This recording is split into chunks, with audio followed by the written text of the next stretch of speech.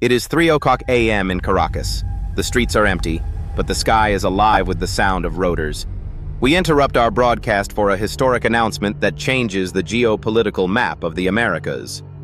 NICOLAS Maduro, the man who ruled Venezuela with an iron fist for over a decade, has been captured.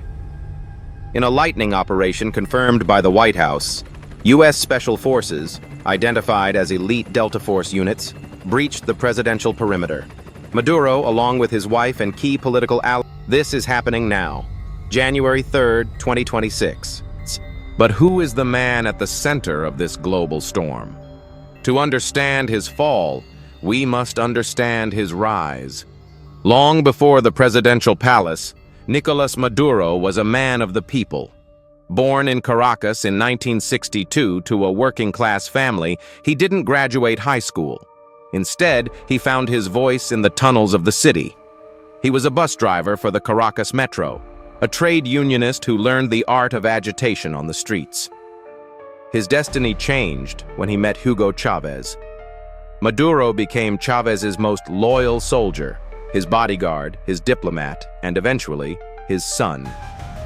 In December 2012, on his deathbed, Chavez anointed Maduro as his successor, calling the decision irrevocable.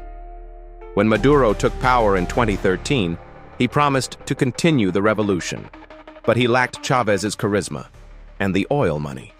What followed was one of the most dramatic collapses in modern history. Under Maduro's watch, Venezuela's economy didn't just stumble, it vanished. The GDP contracted by over 70%. Hyperinflation made money worthless. Hunger became a weapon. And as the people protested, the bus driver president turned the wheel towards authoritarianism.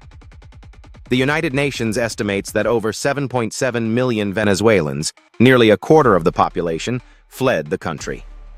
A desperate exodus escaping poverty and repression. Those who stayed faced the iron fist.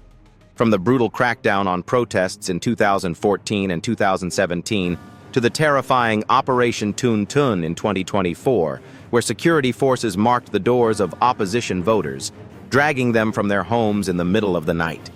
He created a parallel constituent assembly to bypass Congress. He claimed victory in elections that the world called shams, most recently in 2024, claiming a win despite evidence suggesting a landslide defeat. But it wasn't just bad governance that brought the Delta Force to Caracas tonight. It was crime. For years, Washington has built a case that Maduro wasn't just a head of state, but the head of a cartel.